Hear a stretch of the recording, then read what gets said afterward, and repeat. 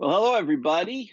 Today, we're going to speak to my friend Troy McQuillen from McQuillen Creative Group out of Aberdeen, South Dakota. Hey, Troy, how you doing? Great. How are you doing? I'm doing great. Great. Thanks for your time. Thanks for having Troy is one of our newest customers here at Bluefin. We started, I think, in the April timeframe me.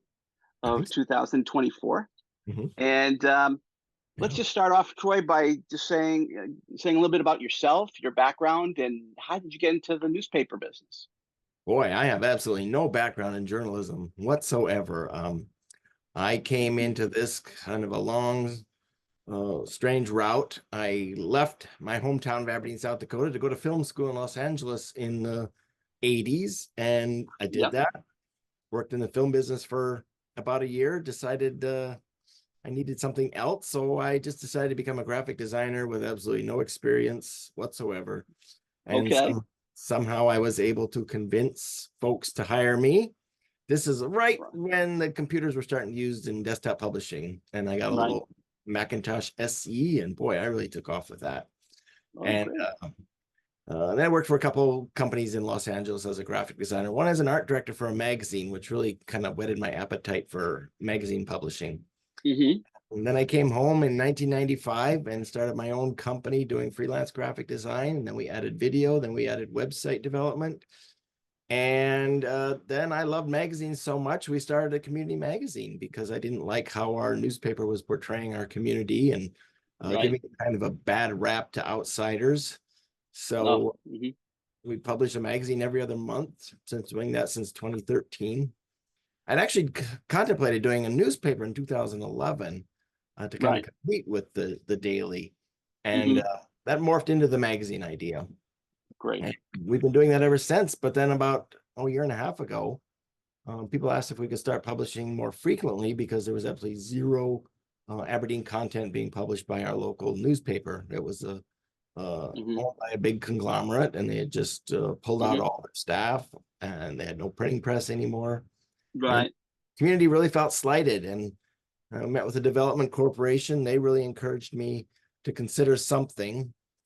And Mm-hmm. so I met with staff that was left over from the other newspaper. And um, I gave my staff about a month to build us a web platform, because that was the beauty of getting into this. We had Right. all the mechanics to do it. We just didn't have reporters.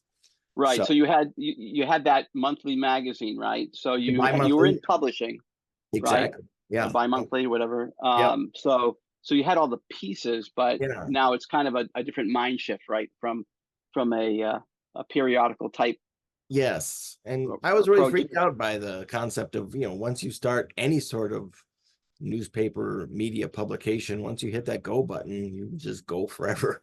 and Yeah, yeah, yeah. and that's what it's been like. Our reporter joined us in January of 2023, and Yep. she started publishing immediately online, and Right. we had dozens of subscribers in the last 8 months of January when we started. I was just baffling to me. And Right. then we hired a managing editor a couple of weeks later. And then by April, we started publishing Right. a weekly paper, weekly print. And how did that kind of transpire in terms of the back end pieces of it, the operation type approach for publishing a Um, newspaper, yeah, a weekly newspaper, right? right. Yeah. Yeah. We Hmm. knew ad sales needed to drive the cost. And um, that's one of the things we're most good at here as McQuillen Creative, is just page layout and graphic design in terms of any kind of Sure. publication layout. So we knew just putting it together would be a slam dunk, but then it just became a challenge of putting all these other pieces together to manage the ads, and Sure. and that became a big challenge. But Yeah. it was fairly simple for us to, and we have a printer here in town, which big web facility, 4 separate web presses, Right. and we determined a size of the paper that would fit on any one of the presses at any given time. So it's optimized for all their presses, which is nice. Right. So your And background in graphic design and dealing with the publishing advertising, publishing, those kind of things kind of helped you morph into the publishing environment. it did, and it's interesting that I brought whatever experience or lack of knowledge I had into newspapers, because we're really surprising people with the fact that we aren't a per column inch concept. We're a fractional page concept for ad sales, which a lot of people think is very bizarre, but it's what I know and I like it, and Yeah. seems far easier and simpler. But Yeah. And I think these days simpler is better, right? In Oh, terms of, exactly. Yeah, you know, right. Yeah, because we got yeah, to figure out how to do this as efficiently as we can with exactly. adding news. I think I grew my staff 50% by hiring all the newspaper people, which was Yeah. unbelievable. I budgeted for 500 subscribers in 2023, and we finished the month at over 4,000. So the community was just ready for local news again. Yeah. Well, In quality local newspaper, news, I'm yeah, sure. in newspaper format. We still have radio stations producing news, but Yeah. But that weekly yeah, update, that refresh is yep. so important to local Oh, communities, it as you is know. Yeah. absolutely. Mhm. So tell us about the biggest surprise that you have in terms of starting the newspaper. Um, It just started, and it- how did it go? well, the biggest surprise was this is some of these things are going to sound stupid, and I hope not arrogant, but I mean, No, it, no. it was easy. It was I Mhm. hired journalists who all they did was publish news and put together a newspaper. So I brought them on board. I Yeah. let them do what they know how to do. Um, we hired another graphic designer exclusively for the newspaper, and he knew what to Hmm. do. And the ad reps I have on staff previously worked at the newspaper, so they knew what to do. They It had the market sorted and all that. So Yeah, as well as the client list. So I mean, yeah. everything just fell into place, and we Hmm. kind of came up with this silly little fundraising scheme, which was, give me $10,000 cash as kind of an upfront startup investment. I'll give you ad credit to use in a year. And I probably had 8 to 10 people jump on board with that, and it's like some Wow. ton of money. Yeah. And it was payroll was no problem, and then eventually, subscriptions ramped up, ad sales ramped up, and we were cash flowing in months. Great. That's excellent. Now, so you've got the knowledge of the print side, and you've got Mhm. good local content from your people and great design, because that's Right. your expertise. Exactly. Um, and so, in terms of the market reaction to your ad sales, your ad philosophy, and so forth, how are they perceiving that? I think they're perceiving it pretty well. We had a very strong ad sales in our magazine product, and when the newspaper started, it took a substantial hit. The And magazine did. I think Okay. both titles are diluted a little bit. I think the ad sales could be stronger in the newspaper. Hmm. I think it'd definitely be stronger in the magazine, but Yeah. I'd like to see better performance of the newspaper. But we did just start a couple weeks ago an agricultural section, because we're very ag heavy here, Right. Yeah. and there is a competing publication in town that's been around forever. It goes to 5 different states, and it All used right. to Yeah. be almost exclusively classifieds for the egg and ranch industry, Okay. and we've been hearing farmers just hating that. So we're teasing with kind of getting into that market. We have Great. a couple ag pages, and then Yeah. the ad reps are actually seemingly selling ads very simply for this new section. So I think that Great. might help balance out and kind of boost our ad sales a little bit better. Absolutely. So tell us about your journey and how you found Bluefin.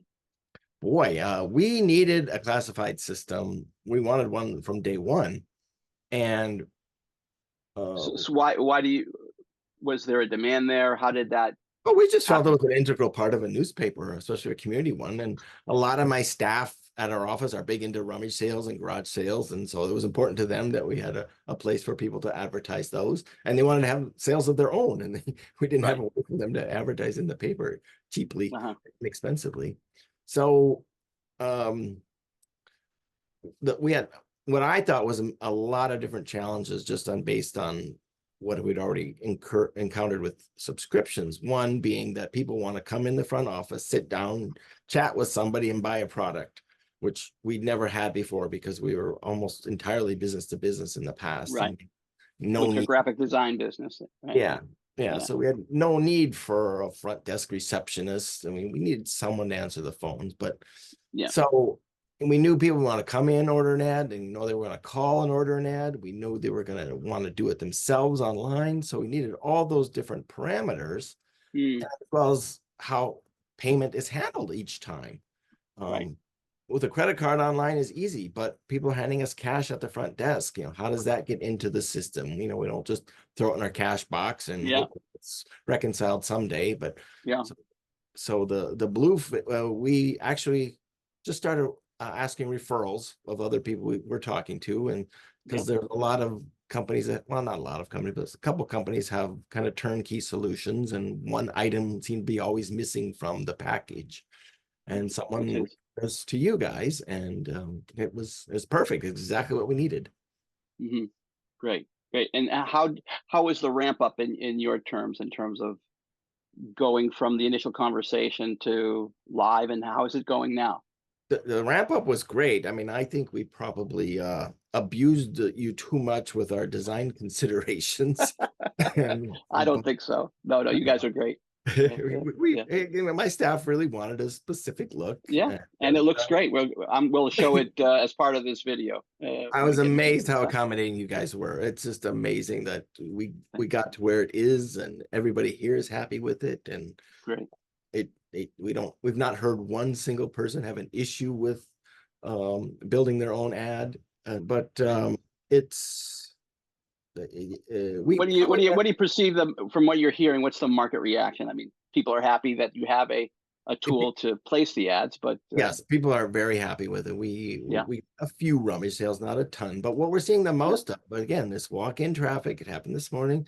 A woman wanted to put an ad in for her parents' anniversary, and that's what people really seem to like this system for, is yeah, they're doing it themselves. They're bringing us a picture, and I think they call them happy ads or yeah, personal yeah, ads. Yeah. yeah, yeah, And exactly. let's love that. The paper's full of these, little portraits of mom and dad Yeah, and grandpa and grandma. And it's really nice. yeah. Like I say to a lot of folks is that classifieds today are not just revenue generating, but it's local content. It's Yeah. relevant. Oh, it is. Yeah. It's relevant local content that you get paid for, that you can Right. monetize, Exactly. Yeah. and Yeah. if you do it right, if you give the right experience to the advertiser to express their message or whatever, it Right. really is a positive in all directions. So Exactly. that's great. Yeah. That's great. So what does the future hold for you, Troy? I mean, you got this great newspaper. Yeah. Everything's kind of pointing in the right direction. What do you see in the future? Well, we just hired our fourth reporter, so we have 4 full-time reporters now, and we just became the official paper of record for our community, which now gives us the ability to publish public notices.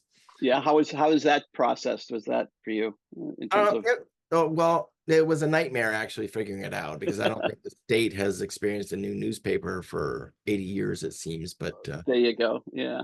we were kind of following in the footsteps of a paper in Sioux Falls, South Dakota called the Dakota Scout, and we were just tracking right behind them with what they were doing.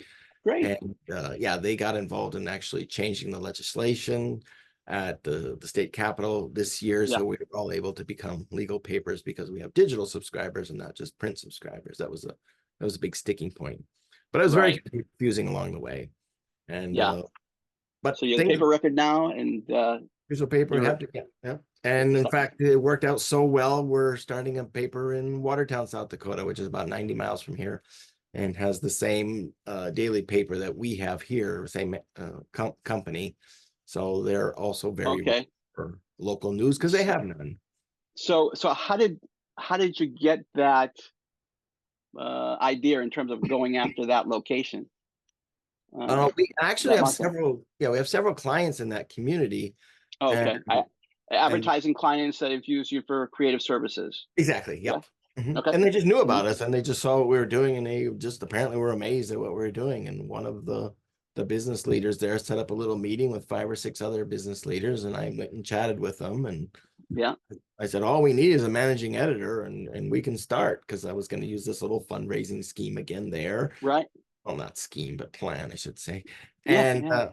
but it took me a year to find a managing editor, and we finally found one, and we've got him and 2 other people hired so far. We have an office rented, that we moved Okay. up to in 2 weeks. And we're just going to repeat the whole process here with a little bit of knowledge under our belt this time. Right. Well, you've got that domain knowledge now, the experience, right? You know what to do, what not to do, Right. and Exactly. focusing on the core competencies that you have, and Exactly. I'm sure it'll go well. So Yep. Yep. that's And we'll great. That's bring you great. guys along with us. So Great.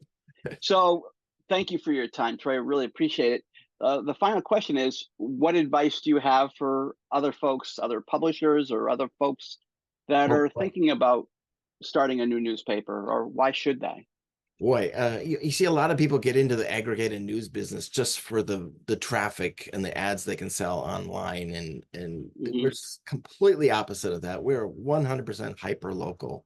Okay. Even our website has local banner ads. We don't use Google Ads or any other ad system to compete or populate on our website. So it's just like Hmm. stay local. People want local, and apparently they'll pay for it. So uh, Yeah. that's the problem in a lot of smaller rural towns is there isn't an ad base to support much ad sales. But if you can get people to contribute $50 to $100 for an annual subscription, it's not that bad. And Yeah. people seem And to really it's something more than a traditional subscription, isn't it? It's a stake in their local community. it And is. It is. if you position it that way, it's a win-win for everybody. Exactly. Exactly. Yeah. So are we going to call you Troy the mega publisher, or are we going to just Troy the No, guy from South yeah. Dakota? Just Troy, who happened to do a newspaper. Okay. Great. All Yeah. right. Well, if you don't mind, I'm going to give people your contact details, and Please do. Please they do. want to reach out, that'd be great. All Wonderful. Thank right. you so much, Steve. Appreciate all you've done for us. All right. Thank you. Thanks for watching.